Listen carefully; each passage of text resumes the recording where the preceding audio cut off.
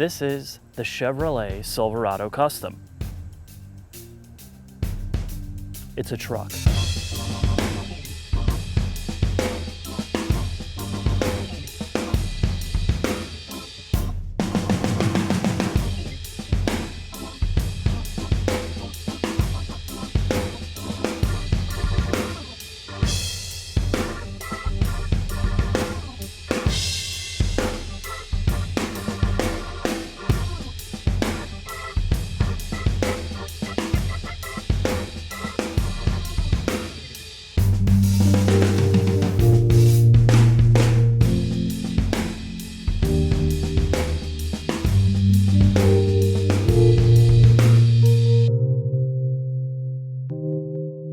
You'd probably like to know what makes this so custom.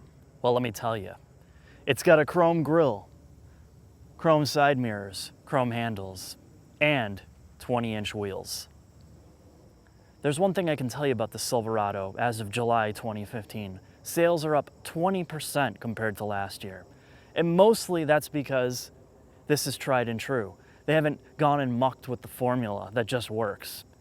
The Custom also loses a lot of the fluff of the higher end trims. And I almost broke my wrist because I totally forgot that this will slam open. Recently I've been exposed to several different types of pickup trucks, even those costing $20,000 more than this truck, if you can believe it. And one thing they didn't have was a bed liner. Now, I can't imagine you ever having a work truck without this, because it takes away a lot of the phobias, that anxiety that you're gonna destroy the bed. So that's allowed me to put my weight bench in here and just pump raw steel wherever I like. The other thing that's nice is I put my Caitlyn Jenner statues in here and it didn't even do anything to it. Now, of course, there's things you've grown to know from the Chevy brand, and this is no different. You have a little step that's built into the rear bumper, although you could probably use the rear bumper to step in, but again, it's there if you need it. There's handles in the side of the bed to aid getting in and out without using a ladder or any other complications here. Overall, this is just a classic looking Chevy truck. It's not overdone in terms of boldness or manliness. It just kind of works, and I think most people are gonna find it non-offensive.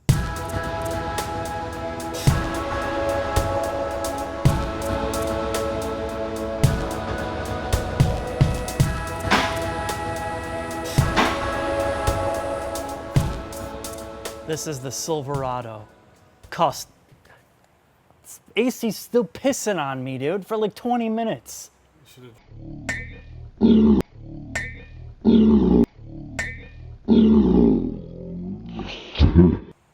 There's nothing under here that's custom, though, don't worry. Sure there is. What? It has front camber adjustment. Where? Oh, up here. No. Where the hell is it? That moves. Oh my God, they put it in the upper control arm? That's fancy. Mm-hmm. This front end is a double wishbone suspension, Scott. What would you get through the McDonald's drive-thru in this? How fast? No, what would you get? Oh, what would I If get? you were in the Silverado Custom, what would you get at McDonald's? That's a hard decision. There's so many good things on the menu. So as we move along to the back, there is some use of aluminum under here, obviously. It looks like you're... Yeah, new aluminum oil pan with this little metal section. What else? I don't get the two-piece oil pan. Why? Why do they do it? Why not just make it all freaking aluminum? So when you strip out the drain plug, you can just change this little bottom piece? This is really the drain pan. Right. What were you saying about the lines, the oil cooler and the trans lines on the Silverado? They're nice and easy to remove from the engine block and the transmission, so when they leak, you don't have to deal with those nonsense clips. And what model years were those in? The previous generation? Yeah, everything. Okay. So they actually did change it for this generation? Mm-hmm. Well, at least on the 5.3 liter, it's on here. Right. It's fancy. This drive shaft is huge. And it weighs like 10 pounds. Is it aluminum? Yeah. Damn. Show is. So Scott, that's a good point, because this is a steel frame and a lot of steel on this car, but there is use of aluminum here. Mm-hmm. Now, this is probably the most common question.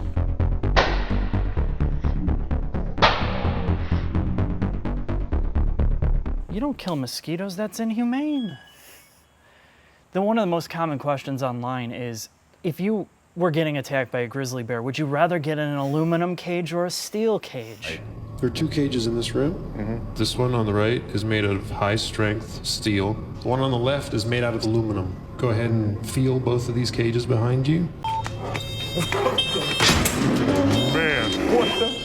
I think he's circling me. How do you feel about your choice in cages right now? Huh? You want to see something else made with high-strength steel? That's the Chevy Silverado, made with high-strength steel for high-strength dependability. Ooh. Ghost.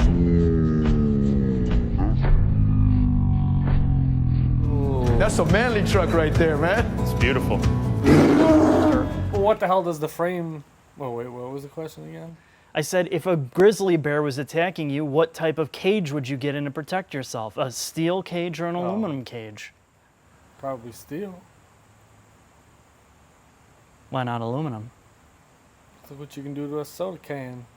But there are other reports that the new Silverado is going to be mostly aluminum. Oh, no way. After Yeah. all those commercials? Yeah, so it's one of those things. The thing that you mentioned last time when we were talking about the Ford is, if you are on the fence, even if you're a Ford person and you don't really trust the first generation of trucks, this is kind of the tried and true, at least for this generation. If you're only looking at this as a work truck, because this really is a work truck, there's no fluff in it. Well, what about the Dodge and the Toyota? Well, you could go with a Toyota, but you're not going to get a Toyota for $35,000. So, I mean, really what you're getting here is that price point for that person who fucking doesn't have a ton of money that needs just a hardcore work truck. Scott has pointed out a new feature on the Silverado here, and we've dealt with this on the Yukon and the Colorado. On the transmission mounts on those trucks, they put a musical note. What did that mean? That's where it stored all the music. That was a hard drive? Yeah, where the radio stations were and everything. Okay. So GM got clever here. They said, okay, we know that putting a hard drive by the transmission and on their body is not smart. I mean, they're improving here. Right.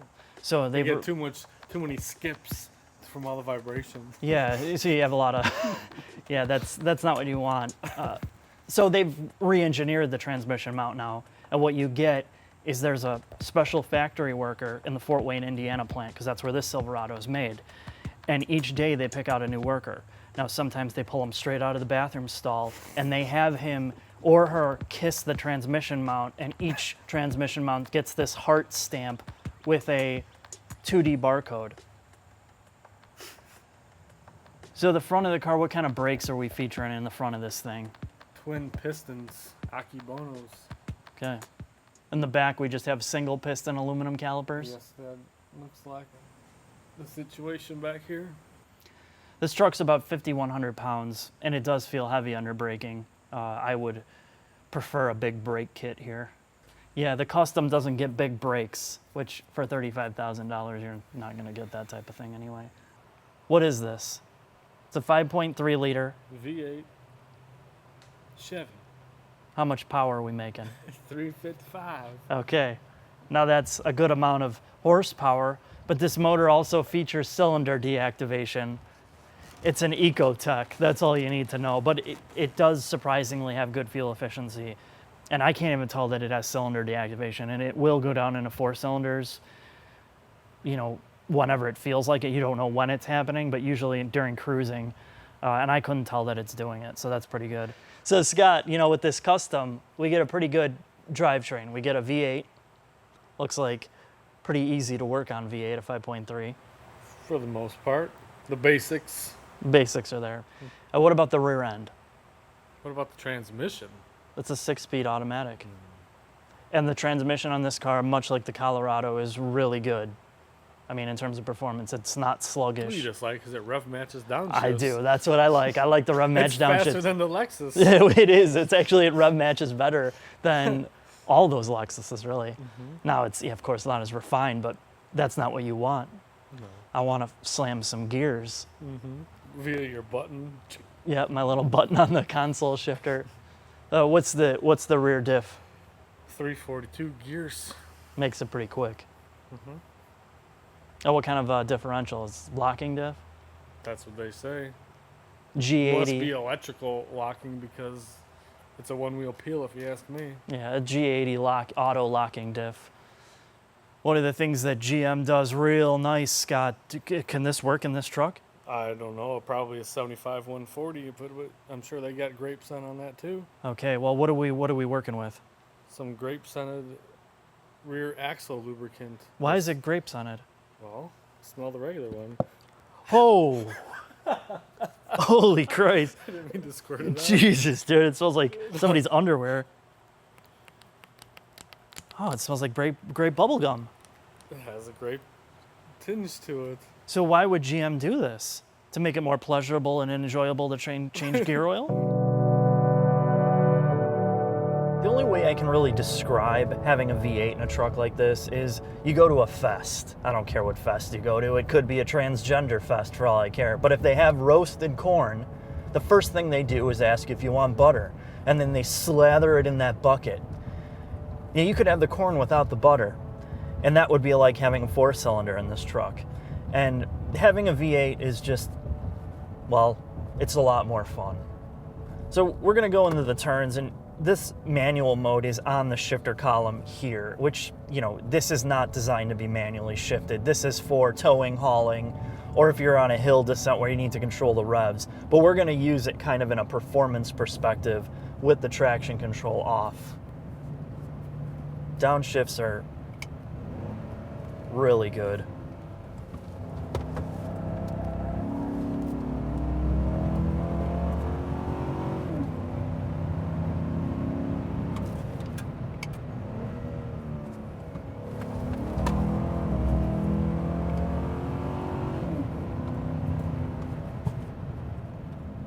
So I just want you to take a listen to this transmission again here. We're gonna go from 5th to 4th to 3rd to 2nd to 1st. So we're at 5 now. 4, 3, 2, 1.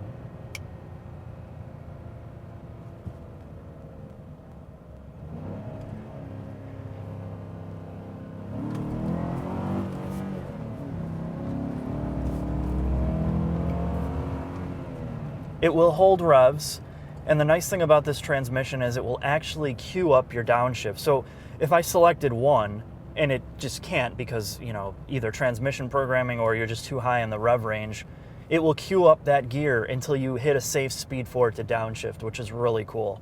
Let's take a look at the acceleration here again.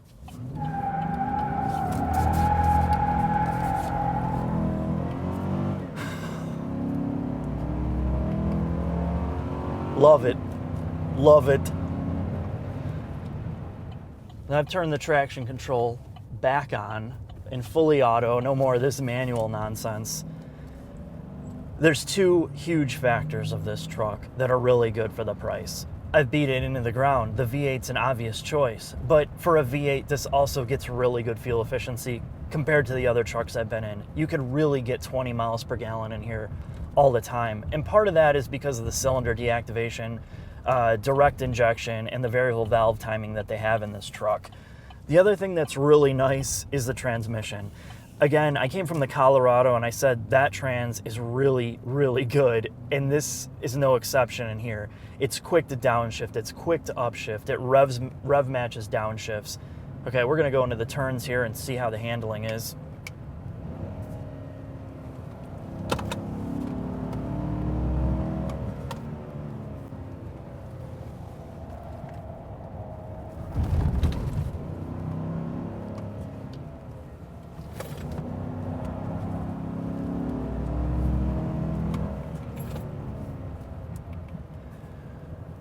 So one of the best suits, this is another real big positive for this truck, is the steering feel is excellent for a truck.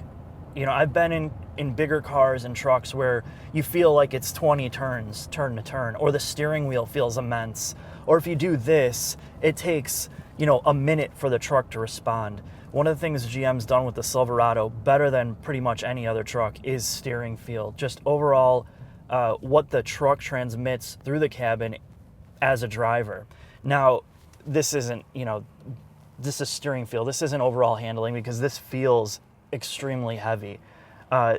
the actual handling of this truck is on par with other trucks in terms of overall grip. But from a driving experience, that initial turn-in, the steering feel makes up for a lot of the other defects that this truck has.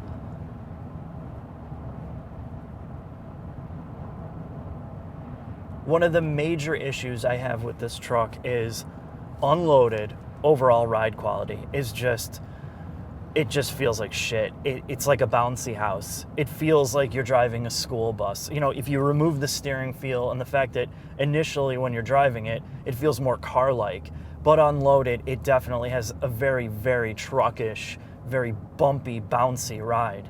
Now, with that said, you know, the truck guys are going to be like, dude, are you an idiot? This is a truck.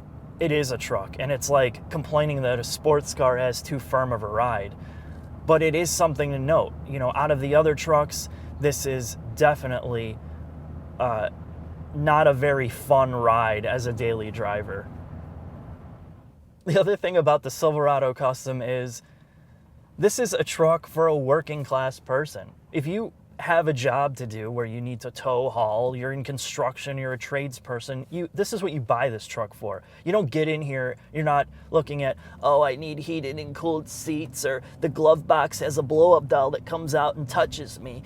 That's not this kind of truck. This is just a no BS single trick pony to get you from point A to point B to do your job. Typically, I do find things in terms of drivability with most cars and trucks, modern cars and trucks. There's just so much electronic control of everything that it transmits into the smoothness of the acceleration. Now, this truck doesn't really have that issue with overall smoothness when you're revving it out, but it does have some type of drivetrain judder. And if you own one of these trucks, maybe you can explain it, because I can't really figure out what it is. But under load, when you hit 4,500 RPMs, there's this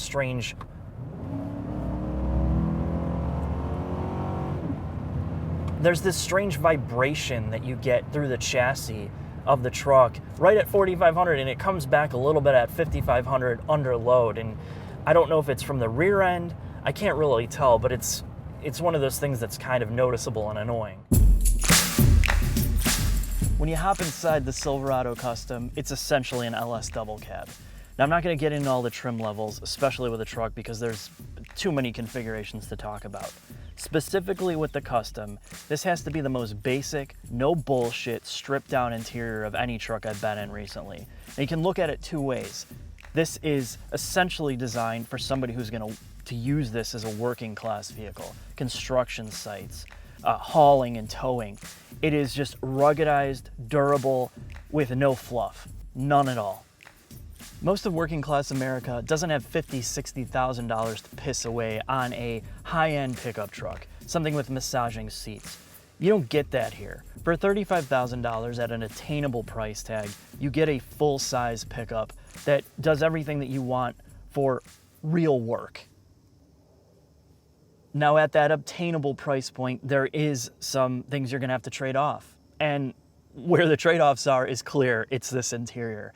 This is like getting inside a rental U-Haul truck or a fleet vehicle. It just feels so cheap. Like GM said, hey, we found a bunch of leftover parts from the 90s. Let's put it in here to save money. And from the seat material to this vinyl steering wheel, yeah, it's durable, but it just, man, is this budget feeling. The other area that's really confusing is this infotainment they put in here. Well, if you could call it that. It's this color non-touch screen device that's smaller than your average screen on your phone today. It's operated by physical buttons underneath that often don't match up with where the screen is. And to select certain menu options, you actually have to roll this rotary knob that's really far away from the driver and make your selections with the menu button. This thing is just nonsense. It's almost like with the volume that GM sells with the MyLink system, they could have afforded to put it in here for probably $50 extra.